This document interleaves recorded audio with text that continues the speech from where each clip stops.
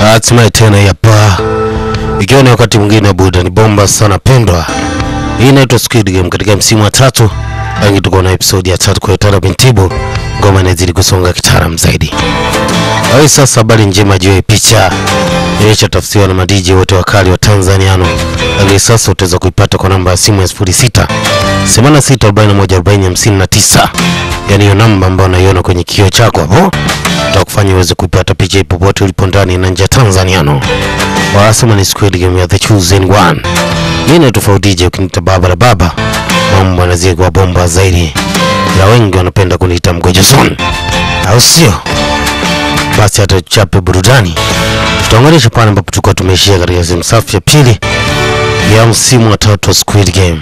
Na sasa tunaingia katika episode ya 3 tu. Hii ni recap.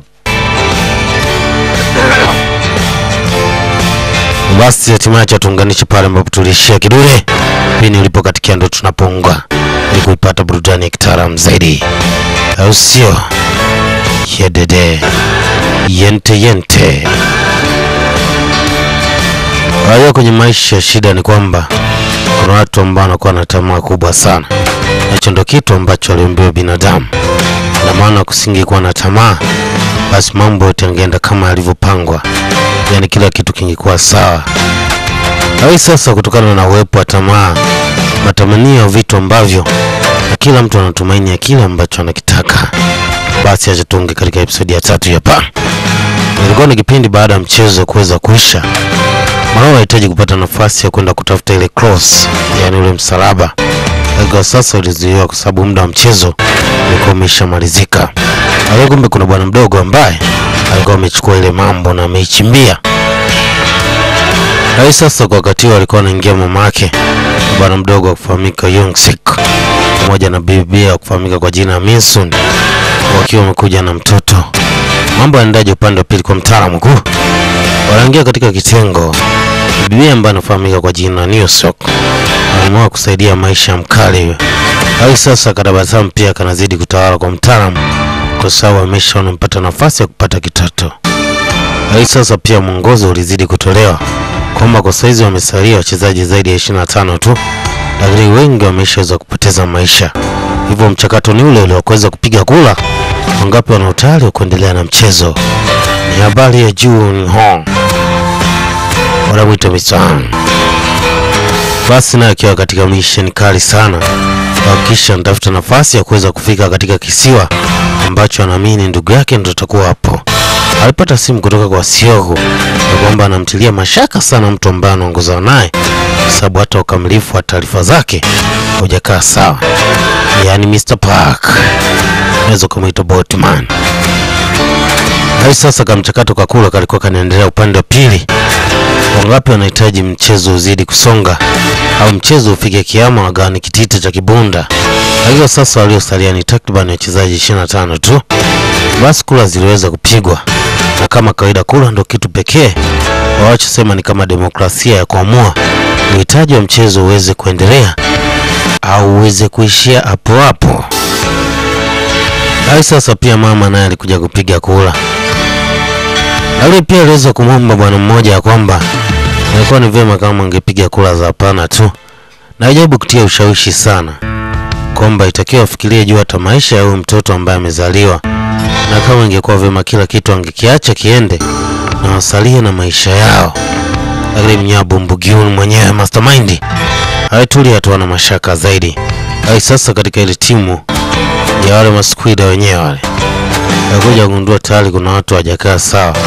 Yaani kuna majanga yametokea. Ni ule mvurugano walioleta Bibi Neon katika season ya pili pale.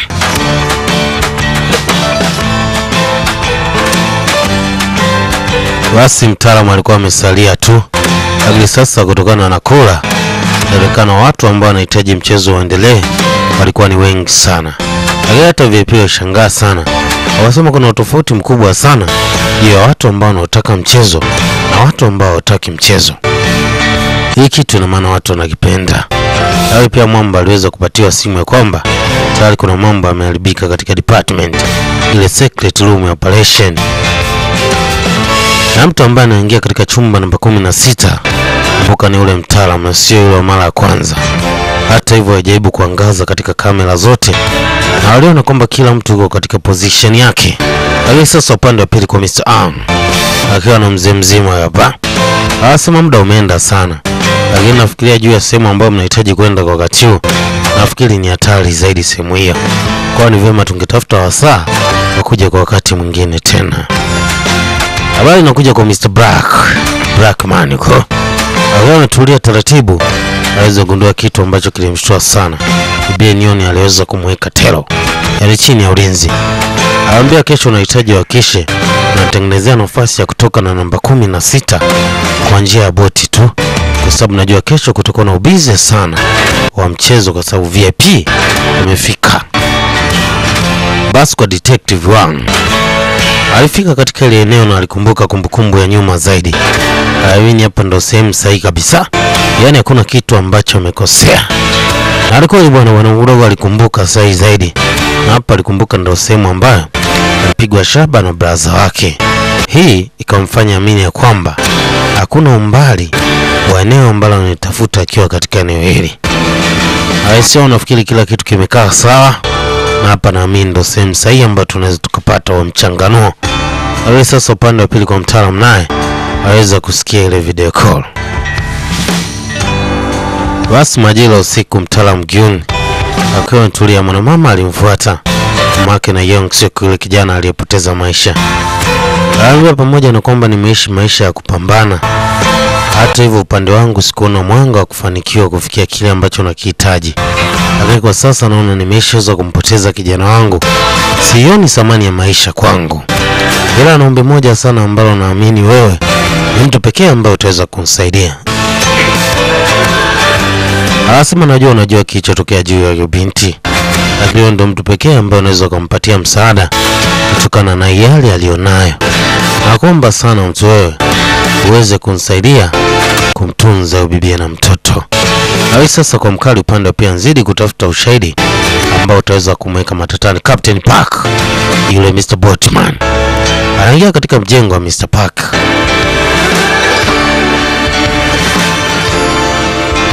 Na baada ya kuingia katika mjengo, unajua nini ambacho alikipata.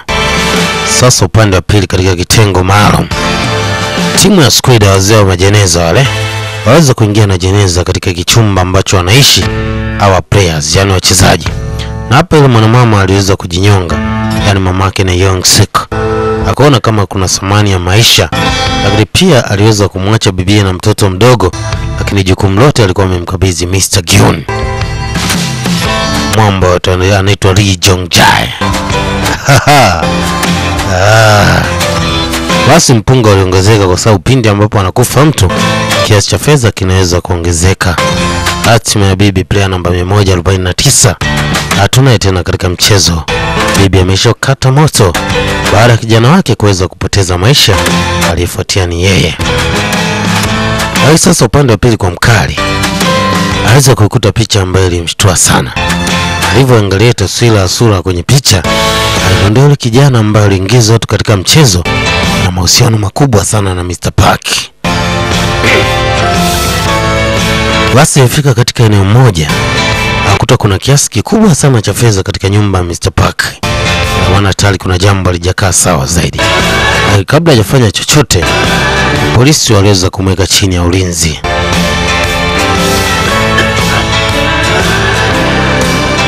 Basi hatimaye tunaingia katika level nyingine ya mchezo. Kiwa tayari wanahitaji kuingia katika mchezo wa 5. Hapa tunakwenda katika mchezo ambao nafikiri mchezo hatari katika michezo yote ndani ya Squid Game. Sana leo kwa nini nakwambia hivyo? Mwanaume anaweza kuchukua majukumu ya kuhakikisha anamshika mtoto na kumwambia binti akae pembeni, kwa sababu jukumu la kumtunza mtoto kwa sasa litakuwa juu yake. Hata hivyo binti alikuwa na shida katika mguu wake, yani shida ya enka. Sasa anakaribishwa katika mchezo wa 5. Basi mwamba alimsii sana bibie awe na tumaini na amini ya kile ambacho kinaenda kutokea. Hawe sasa mchezo unatakiwa uanze. hapa ulikuwa ni mchezo wa kuruka kamba. Lakini chini kulikuwa na umbali mrefu zaidi. Endapo utakosea tu, utajikuta unadondokea katika shimo kubwa sana kwa chini. Na moja kwa moja utaweza kupoteza maisha. Basi vilikuwa ni vicheko kwa VIP na frontman wakitazama mchezo kwa karibu zaidi. Sasa nani wa kuanzisha mchezo? Mzee anasema muda unaenda. Anambia basi ungeanza wewe kama unaona muda unaanza. Hali sasa kuna bwana mdogo ambaye alianza baada ya kuona ile cross, yani ule msalaba ambao alikuwa anaamini una madawa. Hata hivyo ndani ya msalaba kulikuwa kinwa kitu. Hivyo aliweza kupoteza maisha. Basi ikawa ni zamu ya mtaalamu wanamuita Green Mastermind, mkongwe michezo mwanaume Juba. Basi alianza kucheza mchezo. Alikumbuka amembeba mtoto na bado wanacheza mchezo wa kuruka kamba. Ni hatari sana umbali wa kutoka hapo kwenda chini.